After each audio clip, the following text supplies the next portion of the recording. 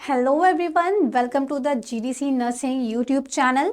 और जैसा कि हमारी टीम ने 100 क्लास चैलेंज की एक सीरीज लॉन्च की है नॉरसेट 8 एग्जाम के लिए, उस सीरीज का आज क्लास 17th आपके सामने स्ट्रीम किया जा रहा है। 17th लेक्चर आपके सामने दिया गया है, जिसमें हम आज पैथोलॉजी सब्जेक्ट के एक basic topic cell injury and adaptation के बारे में बात करेंगे और इसको डिस्कस करेंगे।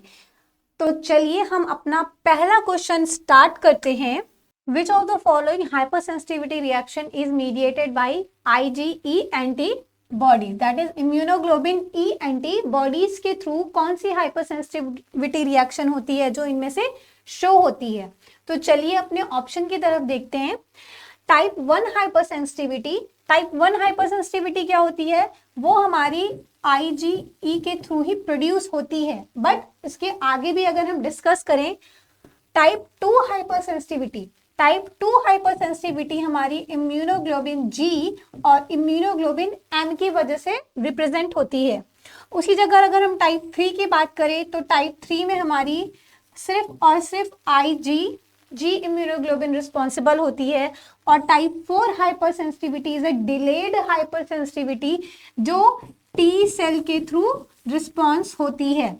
तो अगर हम अपने सॉल्यूशंस की तरफ देखते हैं तो इनमें से जो हमारा ऑप्शन है वो है टाइप 1 हाइपरसेंसिटिविटी। जी हाँ, अगर जिन जिन लोगों ने टाइप 1 को सिलेक्ट किया है उनका आंसर एकदम सही है। तो एक व्यू भी देख लेते हैं हम। टाइप 1 हाइपरसेंसिटिविटी जो है वो immediate and IgE mediated hypersensitivity होती है। अब अगर हम बात करें कि हाइपरसेंसिटिविटीज को किसने क्लासिफाई किया था, तो आप एक नाम अपने मन में याद कर लीजिए, जेल एंड कॉम्ब। ये दो साइंटिस्ट थे जिन्होंने हाइपरसेंसिटिविटीज की क्लासिफिकेशन को रिप्रेजेंट किया था। और उन्होंने ये बताया था कि टाइप 1 हमारी एलर्जिक रिएक्शंस होती हैं और इसको हम एनाफाइलेक्टिक रिएक्शंस भी कहते हैं। उसी जगह टाइप 2 हाइपरसेंसिटिविटी जो होती है वो साइटोटॉक्सिसिटी शो करती है और एंटीबॉडी डिपेंडेंट होती है। अगर हम टाइप 3 हाइपरसेंसिटिविटी की बात करेंगे तो ये एक इम्यून कॉम्प्लेक्स रिएक्शंस होती है। और टाइप 4 की बात करें तो it is a T cell mediated delayed type hypersensitivity. हमें सिर्फ क्वेश्चंस पे फोकस करते हुए अपने ऑप्शन को भी देखना है कि ऐसा तो नहीं कि कोई क्वेश्चंस को हम घुमा के पूछ ले तो आप कहीं कंफ्यूज ना हो जाएं। तो डिस्कशन पे भी आपको कंप्लीट फोकस करना है, क्योंकि क्वेश्चन कभी कभी ऐसे होते हैं कि वो ऑप्शन दे के क्वेश्चन की जगह आ जाते हैं और कभी कभी question as such previous year की तरह ही पूछ लिए जाते हैं। So prepare yourself. कहीं भी किसी भी एंगल से अगर इस टॉपिक से रिलेटेड क्वेश्चन आते हैं तो आपको ये वीडियो बहुत हेल्पफुल होने वाली है।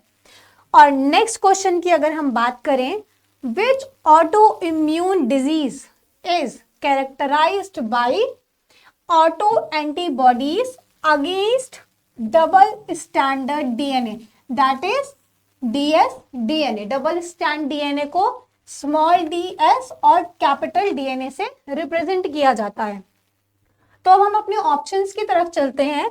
तो यहां पर हमें जो 4 ऑप्शन मिल रहे हैं वो है rheumatoid arthritis, second one is a systemic lupus erythematosus, myasthenia gravis and type 1 diabetes mellitus. अगर आपको इसका आंसर पता है तो तुरंत कमेंट बॉक्स में इसका आंसर हमें बताएं। तो अब हम अगर इसको देखते हैं कि रूमेटॉइड आर्थराइटिस क्या एक ऑटो इम्यून डिजीज है? जी हाँ, बिल्कुल है। ये चारों ही डिजीज हमारी ऑटो इम्यून डिजीज है। तो अब बात आती है कि डबल स्टैंडर्ड DNA की वजह से कौन सी डिजीज होती है। तो रूमेटॉइड आर्थराइटिस तो हमारे रूमेटॉइड फैक्टर की एब्सेंस की वजह से होती है। तो ये ऑप्शन तो हमारा कंप्लीटली कैंसिल हो गया। सिस्टमिक ल्यूपस की अगर हम बात करें तो सिस्टमिक ल्यूपस एक ऐसी डिसीज है जो डबल स्टैंडर्ड DNA की वजह से कॉज होती है। बट ऐसा तो नहीं, इसमें 2 ऑप्शन हमें सही मिल रहे हो। आगे देख लेते हैं। Myasthenia gravis, myasthenia gravis acetyl choline की रिसेप्टर की वजह से होती है, जिसमें एसिटाइल कोलिन रिसेप्टर रिस्पॉन्सिबल होता है। टाइप 1 डायबिटीज मेलाइटस जो कि बीटा सेल के डीजेनरेशन की वजह से होती है। तो यहाँ पे हमें एक ऑप्शन मिल रहा है बिल्कुल सही, ऑप्शन बी, जो कि है हमारा सिस्टमिक ल्यूपस इरिथ्रोमैटोसस, जिसको हम शॉर्ट में SLE के नाम से रिप्रेजेंट करते हैं। अगर हमें और अच्छे से इसको समझना है तो हम इस तरह से देखेंगे, rheumatoid arthritis, rheumatoid factor, okay, SEL हमारा double standard DNA, anti DS DNA की वजह से। टाइप 1 डायबिटीज ऑटोइम्यून, जिसमें destruction of pancreatic beta cells होता है। ग्लूटामिनिक और डीकार्बोक्सिलिक एसिड इसमें इन्वॉल्व होते हैं, but anti DNA double stand DNA involve नहीं होता है। माइस्थीनिया ग्रेविस को भी अगर हम बात करें तो एसिटाइल कोलिन रिसेप्टर की वजह से ये डिजीज होती है। तो हमारा ये टॉपिक भी एक तरह से थोड़ा बहुत कवर हो चुका है। नेक्स्ट क्वेश्चन की तरफ अगर हम आते हैं, the tuberculin test is example of which type of hypersensitivity reaction. तो हाइपर सेंसिटिविटी रिएक्शन क्या होती हैं, जो उसमें अभी हमने डिस्कस किया था कि रिकॉग्नाइज फॉरेन सब्सटेंस की वजह से या फिर किसी भी एंटीजन की वजह से हमारी बॉडी का इम्यून सिस्टम एक्टिवेट होता है और जो आइडेंटिकली टिश्यू डैमेज करता है या उस सेल को कंप्लीटली डिस्ट्रॉय कर देता है। तो उनमें से ही कुछ ये 4 टाइप की हाइपर सेंसिटिविटी रिएक्शंस हैं, जिनकी वजह से अलग अलग सिम्टम्स आते हैं और उनसे होने वाली डिजीजेस अलग अलग होती हैं। तो ट्यूबरकुलिन स्किन टेस्ट जो है वो हमारा टाइप 1 हाइपर सेंसिटिविटी क्या होती है, ये हमारी एलर्जिक रिएक्शन है, जैसे कि हमने प्रीवियस क्वेश्चन में डिस्कस किया था। टाइप 2 हमारी साइटोटॉक्सिक है। अब साइटोटॉक्सिक होने की वजह से इससे ब्लड रिलेटेड जो भी चीजें होंगी, ब्लड रिलेटेड जो भी डिजीज होंगी, वो हमारी टाइप 2 हाइपर सेंसिटिविटी की एग्जाम्पल में बनेंगी। टाइप 3 हाइपर सेंसिटिविटी में टाइप 3 हाइपर आर्थस रिएक्शंस होती हैं। ये बहुत ही कॉमन रिएक्शन है जो टाइप 3 में पूछी आती हैं। टाइप 4 हाइपर सेंसिटिविटी में हमारी ट्यूबरकुलिन रिएक्शंस होती है। ट्यूबरकुलिन रिएक्शंस जो है बिल्कुल सही समझ रहे हैं आप, ट्यूबरकुलोसिस की डायग्नोसिस के लिए की जाती है और इसी ट्यूबरकुलिन स्किन टेस्ट को हम मॉन्टून टेस्ट के नाम से जानते हैं। और ये रिएक्शन हमारी टाइप 4 हाइपर सेंसिटिविटी को रिप्रेजेंट करती है। तो अगर आपने टाइप 4 पे ही सेलेक्ट किया है तो आपका आंसर बिल्कुल सही है। देख लेते हैं, यहाँ पे है type 4 delayed type hypersensitivity mediated by T cell seen in tuberculin skin test, जो हमारी ग्रैन्युलोमेटस डिजीज के लिए रिस्पॉन्सिबल होती हैं। ओके, सो चौथा क्वेश्चन है, Graves disease is caused by auto antibody that. अब यहां पर उसने डिजीज की मैकेनिज्म पूछ ली है। क्वेश्चन को ध्यान से समझिएगा, यहां पर उसने क्वेश्चन की मैकेनिज्म पूछे कि ग्रेव्स डिजीज जो है उसका कॉज क्या है, किस वजह से ग्रेव डिजीज उत्पन्न हो रही है।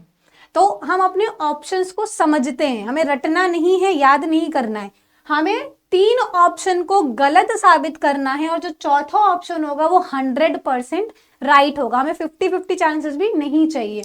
तो चलिए, block acetyl choline receptor, but अभी हमने बात की थी प्रीवियस क्वेश्चन में कि एसिटाइल कोलिन रिसेप्टर रिस्पॉन्सिबल होता है माइस्थीनिया ग्रेविस के लिए, तो यहां तो ग्रेव डिजीज नहीं आती है। Okay, stimulated thyroid stimulating hormone receptor, इसकी वजह से क्या हो सकता है, हाइपरथायरॉयडिज्म हो सकता है, हाइपरथायरॉयडिज्म हो सकता है। हाइपरथायरॉयडिज्म को शायद हम एक नाम से और जानते हैं और वो नाम होता है ग्रेव डिजीज। ओके, अगर हम destroy myelin in the central nervous system की बात करें तो इससे जो डिजीज होती है, जो कॉज होता है, वो मेरे ख्याल से तो मल्टीपल स्क्लेरोसिस होती है। मल्टीपल स्क्लेरोसिस जो होती है वो माइलिन, सेंट्रल नर्वस सिस्टम की माइलिन की डिस्ट्रॉय की वजह से होती है। और अगर from immune complex in blood vessel की बात की जाए, immune complex of blood vessel की बात की जाए तो इससे कौन सी डिजीज हो रही है हमारी? बिल्कुल, इससे हमारी हाइपर सेंसिटिविटी रिएक्शंस हो रही हैं, इससे हमारी हाइपर सेंसिटिव रिएक्शंस हो रही हैं। तो यहाँ पे ग्रेव डिजीज का नाम कहां पर आया है? TSH रिसेप्टर, जिसको हम हाइपरथायरॉयडिज्म के नाम से भी बोलते हैं। तो हमारा सही आंसर है बी। ओके, यहां पर हम एक क्विक रिवीजन भी कर लेते हैं तुरंत से। Grave disease is an autoimmune hyperthyroidism. देखिए यहाँ पर टर्म आ गया ना, हाइपरथायरॉयडिज्म, दोनों नाम हमें साथ में याद रख के चलना है। That caused by stimulated thyroid immunoglobulin which mimic, that mimic means acting करना, किसी की तरह एक्टिंग करना। और अगर कोई किसी की एक्टिंग कर रहा है तो ऑलरेडी वो TSH हमारी बॉडी में है, उसका लेवल बढ़ जाएगा तो वो क्या हो जाएगा? हाइपरथायरॉयडिज्म की तरह काम करने लगेगा। नेक्स्ट क्वेश्चन हमारी स्क्रीन पे है, which of the following is an example of organ specific auto immune disease. Question को समझिएगा, organ specific auto immune disease के बारे में पूछा गया है। तो उसके पहले हम बता दें कि ऑटो इम्यून डिजीज 2 टाइप्स की होती है। First one is a organ specific and second one is a non organ specific.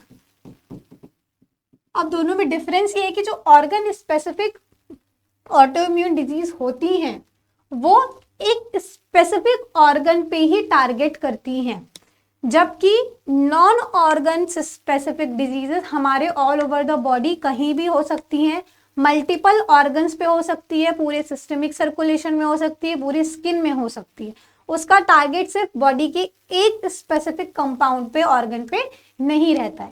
तो इसमें से ऐसी कौन सी ऑप्शन हमें ऐसा दिख रहा है जो सिर्फ ऑर्गन स्पेसिफिक हो?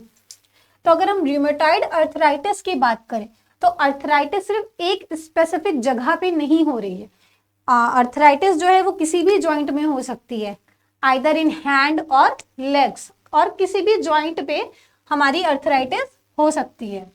सिस्टमिक ल्यूपस, अब यहाँ तो नाम ही आ गया systemic, that is all over the body. Hashimoto's thyroiditis, Hashimoto thyroiditis मतलब सिर्फ थायराइड ग्लैंड की बात हो रही है यहाँ पे। और स्क्लेरोडर्मा, डर्मा मीन्स हमारी स्किन, तो स्किन भी हमारे all over the body present है। तो जो हमारा ऑप्शन होगा वो होगा हाशिमोटो थायरोडाइटिस। इस डायग्राम के थ्रू हम आराम से समझ सकते हैं कि जो अर्थराइटिस है वो जॉइंट्स को इफेक्ट करती है, उसके साथ साथ वो सिस्टमिक इंफ्लेमेशन में भी रोल प्ले करती है। ओके, SLE हमारा जो कि सिस्टमिक ल्यूपस है वो मल्टीपल सिस्टम को डिस्ट्रॉय कर सकता है, जैसे कि skin, joints, heart and kidney. उसी जगह अगर हाशिमोटो थायरोडाइटिस की बात करें तो वो ऑर्गन स्पेसिफिक है, जो कि हमारी थायराइड पेरोक्सीडेज एंजाइम को पे अटैक कर रहा है और हमें हाइपोथायरॉयडिज्म की शिकायत हो रही है। Scleroderma is a systemic autoimmune disease जो कि हमारी स्किन, ब्लड वेसल और इंटरनल ऑर्गन्स पे इफेक्ट डाल रही है। तो ऑर्गन स्पेसिफिक हमारे पास सिर्फ एक है। इसी से मिलता जुलता हम दूसरा क्वेश्चन याद कर सकते हैं कि ये 3 एग्जाम्पल हमारे नॉन ऑर्गन स्पेसिफिक हो जाएंगे। आगे चलते हैं। Which of the following mutation is the replacement of one nucleotide with another without changing the amino acid sequence? यहाँ पे 3 चीजें हाईलाइट हुई हैं। म्यूटेशन के बारे में बात की गई है, न्यूक्लियोटाइड का रिप्लेसमेंट हुआ है without changing amino acid sequence. Mutation की अगर हम डिफिनीशन देखें तो उसमें हमारे जो भी जीन्स होते हैं उनकी सीक्वेंसिंग को चेंज करके नई प्रोटीन्स का फॉर्मेशन हो जाता है, जो कि पेरेंटिंग जीन की सीक्वेंसिंग से थोड़ा सा अलग होता है। और उसको चेंजिंग के जो रीजंस होते हैं वो कुछ इस तरह होते हैं। नॉनसेंस म्यूटेशन की बात करें तो यहाँ पर आता है premature stop codon. Premature stop codon के बनने की वजह से जो हमारी प्रोटीन होती है वो वो नॉन प्रोटीनियस पार्ट बन जाता है, नॉन प्रोटीन पार्ट होगा जिसमें अमीनो एसिड का सीक्वेंस ऑब्वियसली चेंज हो जाएगा। मिससेंस म्यूटेशन की अगर हम बात करें तो मिससेंस क्या होता है, वो alter the amino acid sequence, alter the amino acid sequence. अब यहाँ तो सीक्वेंस ही चेंज हो गया, तो ये ऑप्शन तो हमें किसी कीमत पे नहीं देखना है। साइलेंट म्यूटेशन क्या होता है, साइलेंटली किसी काम को करना। तो साइलेंट हमारा क्या कर रहा है, अल्टर किए बिना हमारे प्रोटीन का फॉर्मेशन कर रहा है, जिसकी वजह से अमीनो एसिड के सीक्वेंस में कोई भी चेंजेस नहीं आ रहे हैं। और अगर हम अपने फ्रेम शिफ्ट की बात करें तो अगर इसको हम ब्रेक करेंगे तो फ्रेम और शिफ्ट, शिफ्टिंग का मतलब ही हो रहा है कि हमारे सीक्वेंस को वो शिफ्ट कर दे रहे हैं। तो इस बिहाफ पे आप अपना आंसर जरूर हमारे कमेंट बॉक्स में डालिएगा। जी हाँ, हमारा ऑप्शन है option C, that is a silent mutation. देखते हैं, single nucleotide change that does not alter amino acid sequence due to the redundancy in the genetic code. Okay, now अब हम अपने अगले क्वेश्चन की तरफ चलते हैं। डाउन सिंड्रोम, डाउन सिंड्रोम को हम एक और नाम से जानते हैं trisomy 21। So down syndrome is an example of which type of chromosomal abnormalities. Chromosome की एक एबनॉर्मेलिटी है, उस एबनॉर्मेलिटी को हमने डाउन सिंड्रोम का नाम दिया है। डाउन सिंड्रोम के साथ ही साथ हमने ब्रैकेट में एक ट्राइसोमी 21 भी लिखा है। तो ये दोनों नामों का मतलब क्या है, डाउन सिंड्रोम बेसिकली एक कोग्निशनल बिहेवियर की एक्टिविटी है जो कि हमारे ब्रेन रिटार्डेशन से रिलेटेड रखती है। ट्राइसोमी 21 का मतलब है जो हमारा क्रोमोसोम होता है, नंबर ऑफ क्रोमोसोम्स कितने होते हैं आप हमें कमेंट बॉक्स में जरूर बताइएगा। वैसे नंबर ऑफ क्रोमोसोम्स हमारे 46 होते हैं जो कि 23 पेयर के नाम से जाने जाते हैं। तो जब हम सीक्वेंस में चलते हैं तो अपना 21 क्रोमोसोम नंबर जो होता है, 21 क्रोमोसोम नंबर जो होता है, वहां पे जब कोई दिक्कत आती है, कोई म्यूटेशन हो जाता है या वहां के उस चेन से हमारी कोई नई सेल बनने लगती है, तो वो हमारा डाउन सिंड्रोम में आता है। तो ये डाउन सिंड्रोम किस चीज का एग्जाम्पल है, ये देखते हैं। डिलीशन की अगर बात करें तो डिलीट करने का मतलब होता है उसको कम कर देना। अब अगर यहाँ पर हम डिलीट कर रहे हैं अपने क्रोमोसोम्स को, तो यहाँ पर वो बात नहीं बनेगी। अगर डुप्लीकेशन की बात करेंगे तो यहाँ हम एक्स्ट्रा क्रोमोसोम ऐड कर रहे हैं, यहाँ पर हम क्रोमोसोम के नंबर को डिक्रीज कर रहे हैं, यहाँ पर क्रोमोसोम क्या हो जा रहा है, बढ़ जा रहा है। और अगर नॉन डिसजंक्शंस की बात करें तो यहाँ पर जस्ट क्रोमोसोम्स की नंबरिंग के बाद जब 21 नंबर का क्रोमोसोम आता है वो अपनी जगह से डिस्प्लेस हो जाता है। और ट्रांसलोकेशन का मतलब होता है एक जगह से दूसरी जगह पर चले जाना। तो हमारा जो ऑप्शन है वो है नॉन डिसजंक्शन। कैसे, यहाँ डायग्राम के थ्रू हम समझते हैं। Failure of chromosome separate properly during meiosis leading to an extra copy of chromosome 21। अब यहाँ एक्स्ट्रा कॉपी ऑफ 21 बन चुकी है जो कि डाउन सिंड्रोम के लिए रिस्पॉन्सिबल है। अदर एग्जाम्पल को भी अगर हम देखें तो डिलीशन में segment of chromosome is lost, ठीक है। डुप्लीकेशन की बात करें तो क्रोमोसोम सेगमेंट डुप्लीकेट हो जाते हैं एक्स्ट्रा जीन मटेरियल का फॉर्मेशन करने के लिए। और ट्रांसलोकेशन की बात करें तो क्रोमोसोम सेगमेंट ट्रांसफर हो जाते हैं अदर क्रोमोसोम्स के लिए। तो ये हमारा एक एक्सप्लेनेशन था डाउन सिंड्रोम के लिए। क्वेश्चन नंबर 8 की तरफ बढ़ते हैं।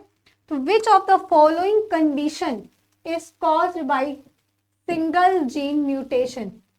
म्यूटेशन की जस्ट हम बात ही कर रहे थे, अब यहां पर आ गया सिंगल जीन। सिर्फ एक जीन की वजह से म्यूटेशन होने वाले में हमारी कौन सी ऐसी डिजीज है, कंडीशन है जो कॉज होती है सिंगल जीन के म्यूटेशन की वजह से। तो देखते हैं, टर्नल सिंड्रोम जो हमारा ऑप्शन यहाँ पे दे रखे हैं, Klinefelter syndrome, sickle cell anaemia and down syndrome. तो डाउन सिंड्रोम तो हमने जस्ट अभी अभी पढ़ा है, तो ये इस ऑप्शन को तो हम कंप्लीटली भूल जाएं, ये क्रोमोसोम नंबर 21 की मिसलीडिंग की वजह से हो रहा है। अब बचे हमारे पास 3 ऑप्शन। तो टर्नल सिंड्रोम में क्या होता है, यहां पर हमारे पास 45 क्रोमोसोम के साथ जो X और फर्दर जो Y क्रोमोसोम होता है वो एब्सेंट होता है। तो यहां पर हमारे नंबर ऑफ क्रोमोसोम्स चेंज हो जाते हैं, तो ये क्रोमोसोम डिफिशियंसी है। क्लाइनफेल्टर सिंड्रोम की अगर बात करें तो ये भी 45 प्लस XX और एक एक्स्ट्रा क्रोमोसोम आ जाता है, तो यहाँ पे भी ये क्रोमोसोमल डिफिशियंसी है।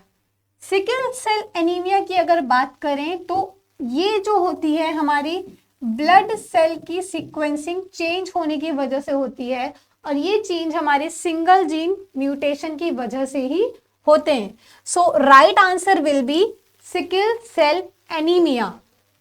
देखते हैं टर्नल सिंड्रोम, जिसमें एक डिसऑर्डर है 45X no chromosome due to missing of X chromosome, और ये हमारी फीमेल्स को ही इफेक्ट करते हैं। ये एक इंपॉर्टेंट बात है इस सिंड्रोम की कि ये फीमेल ओरिजिन डिजीज है।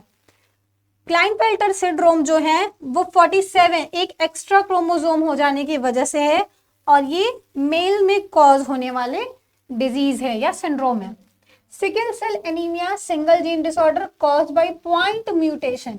अब ये भी याद रखना है कि इसमें पॉइंट म्यूटेशन होता है। Okay, down syndrome that is a trisomy 21 extra chromosomes की वजह से हो रहा है वो। तो अपने नेक्स्ट क्वेश्चन की तरफ चलें, which is an example of sex linked genetic disorder. तो ऑप्शन तो मुझे यहाँ बहुत अच्छे से समझ में आ रहा है, जरा आप भी अपनी एक बार रिकॉल करते हुए आंसर अपने कमेंट बॉक्स में जरूर डालिएगा कि हम भी देखें कि हाँ आपकी तैयारी बहुत अच्छी चल रही है। तो जहां भी सेक्स लिंक जेनेटिक डिसऑर्डर की बात आती है वहां सबसे पहले हमारी हीमोफीलिया ही हमें याद आती है। बिल्कुल सही बात है। कैसे?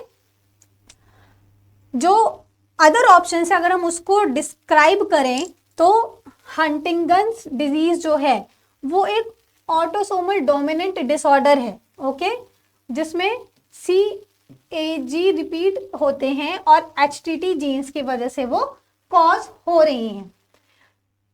साइटिक फाइब्रोसिस की अगर बात करें तो ये ऑटोसोमल डिसऑर्डर है due to mutation in the CFTR gene, ये भी हमें याद रखना है। Haemophilia is X linked disorder है जो कि X क्रोमोसोम पे प्रेजेंट होता है, और जो हमारी बेसिकली फीमेल इनकी कैरियर होती है, और मेल्स में ये डिफिशियंसी डिसऑर्डर पाया जाता है।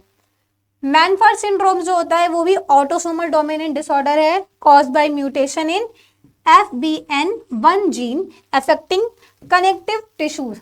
एग्जाम्पल के तौर पे ये डायग्राम्स के थ्रू आप अच्छे से इसको समझ सकते हैं। So question number 10, what is the underlying genetic defect? What is the underlying genetic defect in Turner syndrome? Turner syndromes के अंदर कौन से जेनेटिक डिफेक्ट्स रिप्रेजेंट होते हैं? तो इसमें भी हमें ऑप्शन को बहुत ध्यान से देखना है, ओवर कॉन्फिडेंस बिल्कुल नहीं होना है। एक एक ऑप्शन की तरफ चलते हैं और देखते हैं कि हमारा इसमें right answer what is the underline genetic defect in Turner syndrome.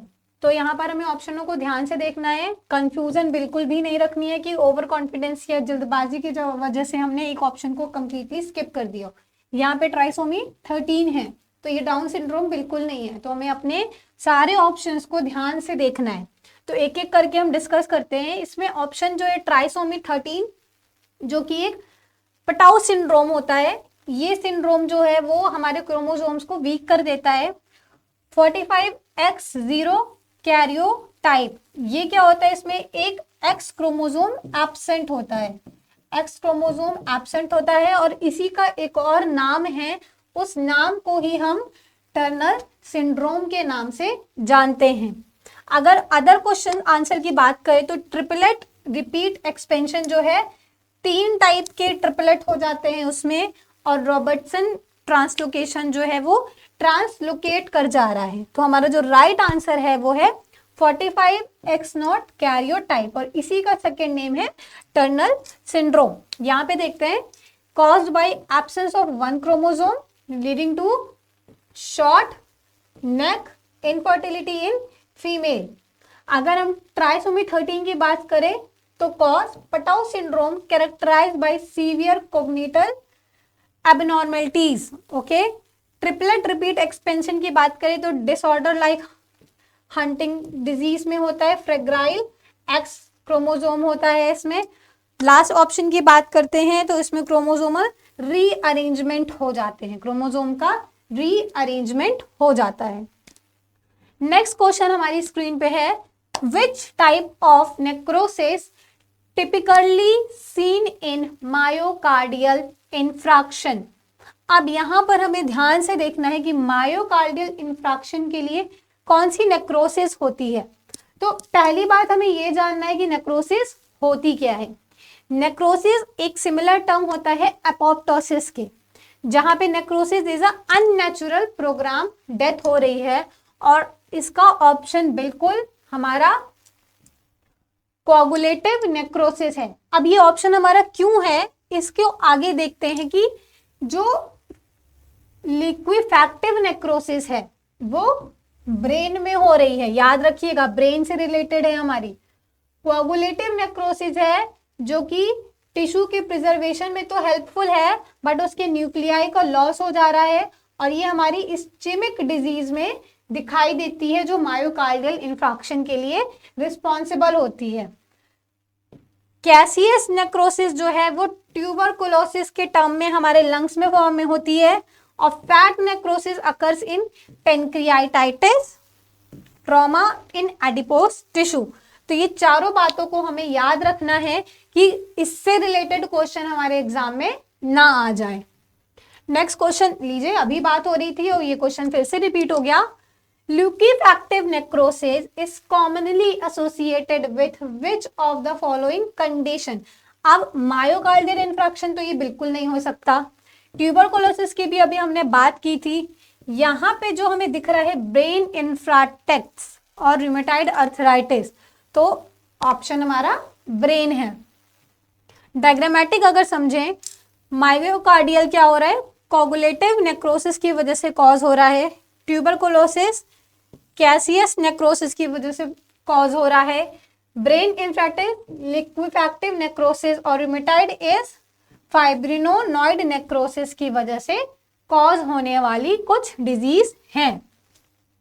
Next question पे आते हैं, which type of necrosis is characterised by deposition of amorphous eosinophilic material in blood vessel wall.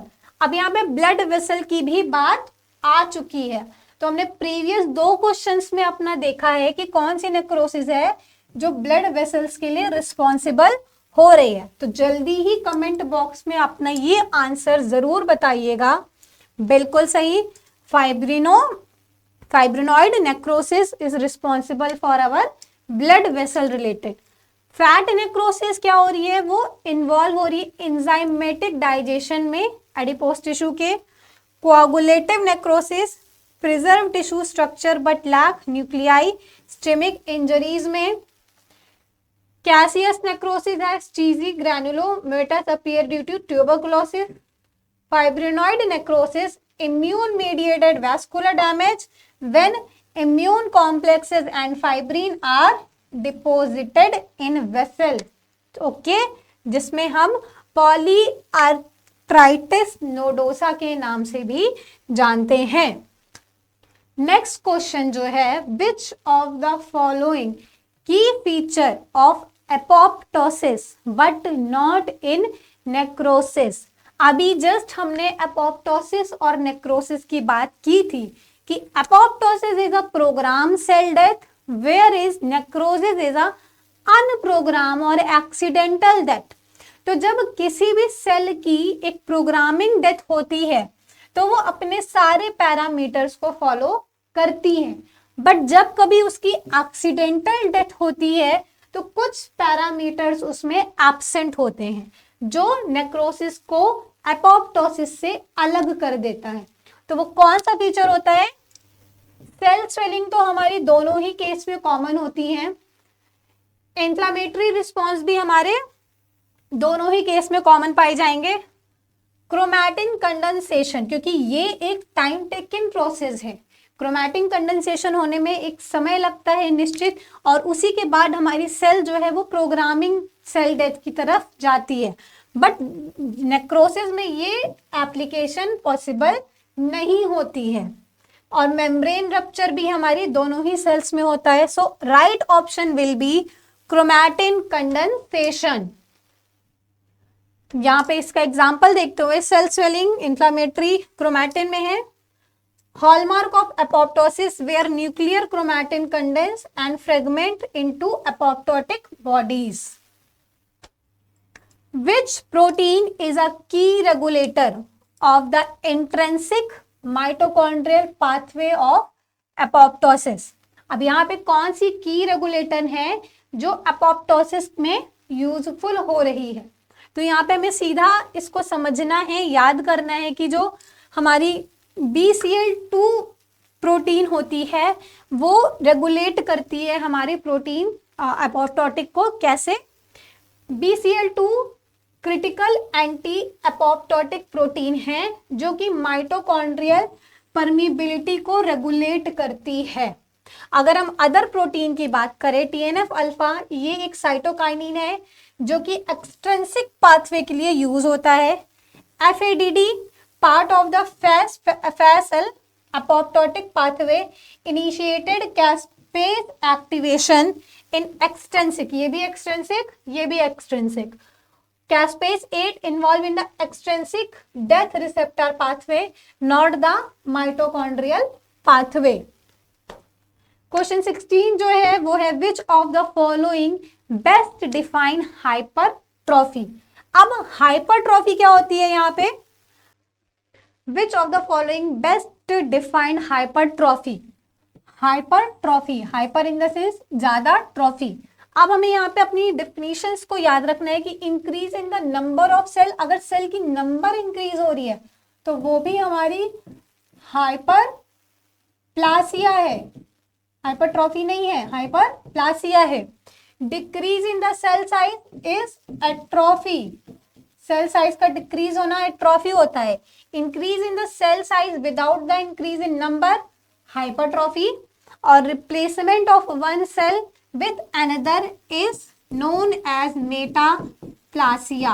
So right answer will be C, increase in the cell size without an increase in the number. Okay, now question number 17 is which of the following is an example of physiological hypertrophy? फिर से वही question आ गया है but उसका example हमने पूछ लिया है कि हाइपरट्रॉफी फिजियोलॉजिकल एग्जाम्पल में कौन से हमारे आते हैं। सो हाइपरट्रॉफी मींस क्या हो गया, हमारा सेल के साइज का बढ़ जाना। तो हमारा जो ऑप्शन है वो है skeletal muscle hypertrophy due to exercise. यहाँ पर हम एक्सरसाइज करके अपनी बॉडी की सेल्स पे एक्स्ट्रा टेंशन दे रहे हैं, तो जिसकी वजह से हमारी जो ऑप्शन होगा वो होगा skeletal muscle.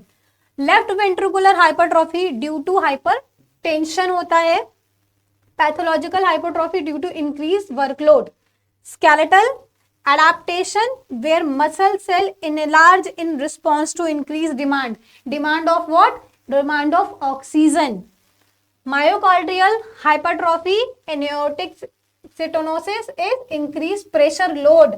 Enlargement of the prostate due to hormonal stimulation, example of hyperplasia, not hypertrophy. So next question is which condition is a classic example of compensatory hyperplasia? अब यहाँ पर हाइपरप्लासिया के बारे में पूछा गया है, तो आंसर हमें ध्यान से देखना है, जल्दबाजी में गलत टिक नहीं करना। Which condition is a classic example of? Which condition is classic example of? Which condition is classic example of compensatory hyperplasia? Hyperplasia का कंपनसेटरी एग्जाम्पल इसमें से क्या है? अब हम एक ही एग्जाम्पल पर देखते हैं। Uterine enlargement during pregnancy, yes, यहाँ पर हमारा हाइपरप्लासिया हो रहा है, बट साथ ही साथ यहाँ पर हमारी हाइपरट्रॉफी भी हो रही है, बिकॉज सेल के साइज बढ़ने के साथ साथ सेल का नंबर भी इंक्रीज हो रहा है। Regeneration of liver after partial hepatectomy, यहाँ पर हमारा हाइपरप्लासिया हो रहा है, बट यहाँ पर हाइपरट्रॉफी नहीं हो रही है। Next example is skeletal muscle growth due to weight lifting. Weight lifting की वजह से यहाँ हाइपरप्लासिया तो नहीं, बट हाइपरट्रॉफी जरूर हो रही है, हाइपरट्रॉफी हो रही है। और last Barrett's oesophagus due to GERD, यहाँ पर ये एग्जाम्पल है हमारा मेटाप्लासिया का। तो right answer is regeneration of liver after partial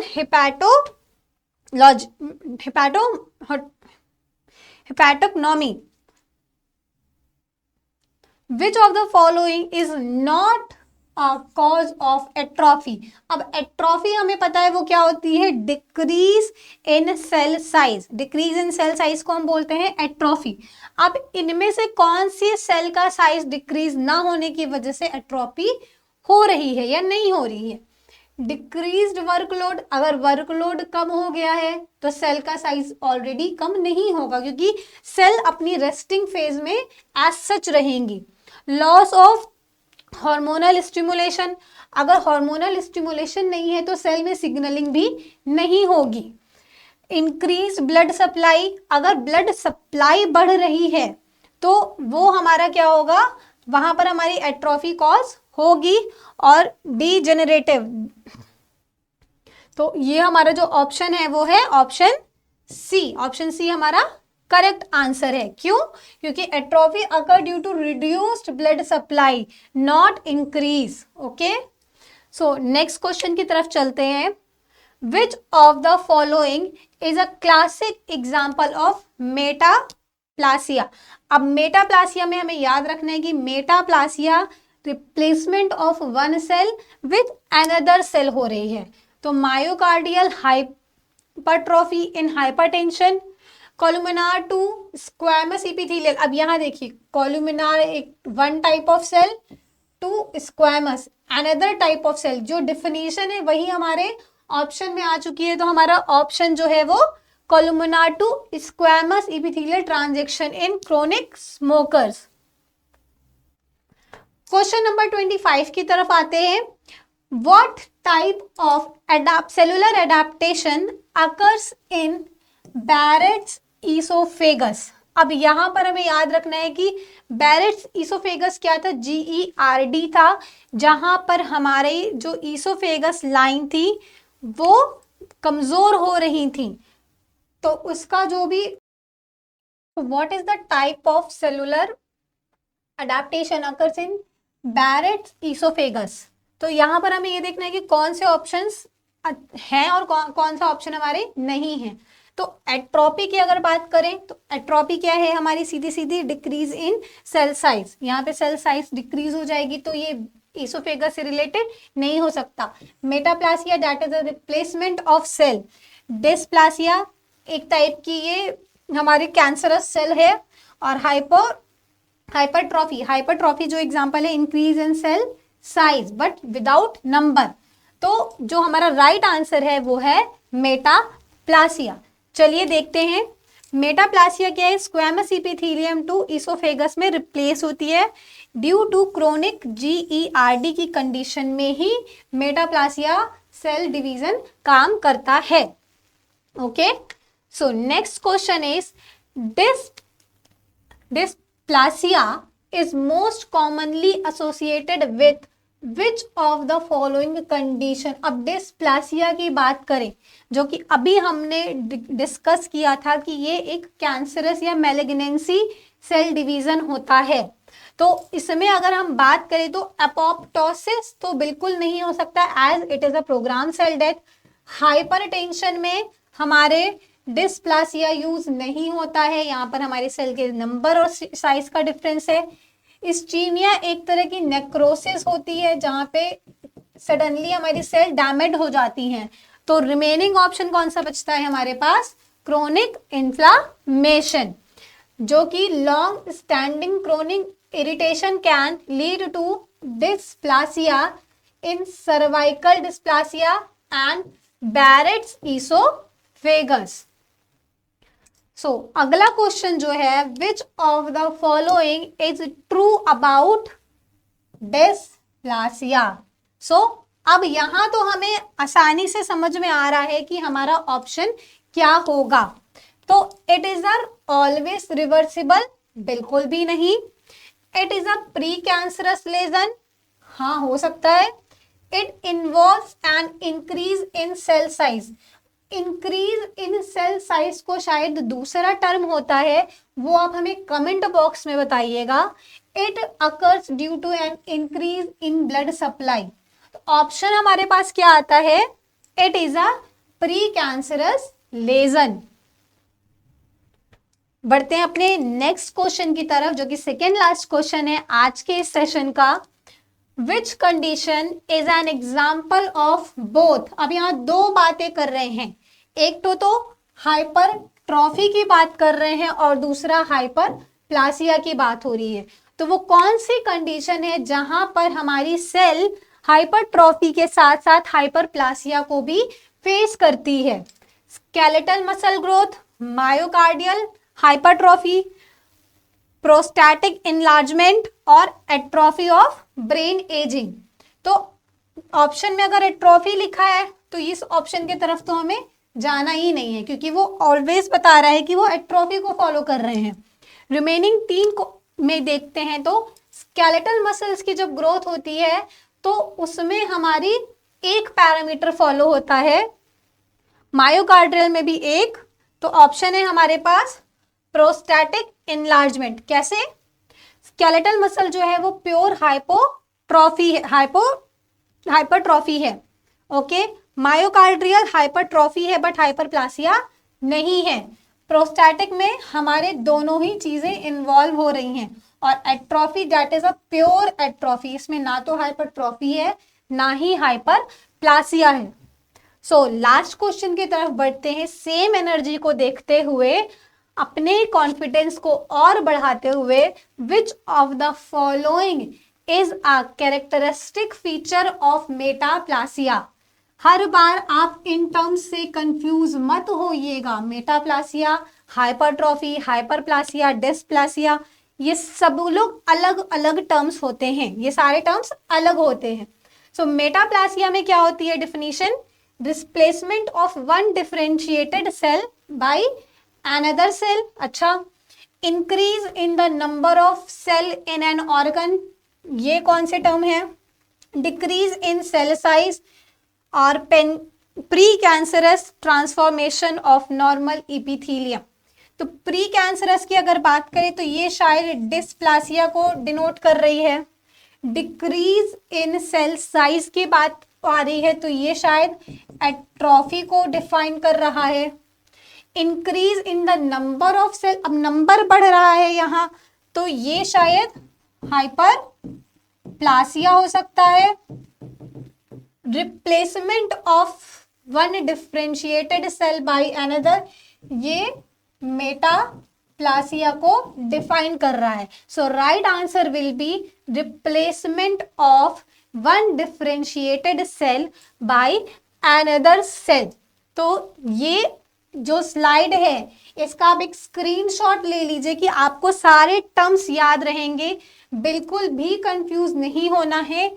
metaplasia is a replacement of cell. Increase in number of cell अगर है तो वो हाइपरप्लासिया है। डिक्रीज इन सेल साइज है तो वो एट्रोपी है। प्री कैंसरस है तो वो डिस्प्लासिया है। होप आपको ये वीडियो बहुत पसंद आई होगी और उम्मीद है कि इस वीडियो से आपके नॉर्सेट 8 में कुछ ना कुछ क्वेश्चंस तो जरूर आएंगे। So please stay with us. अगर आपको कोई भी डाउट या क्वेरी है so please drop a comment in this comment box, we will definitely help you. Please like, share and subscribe. Thank you.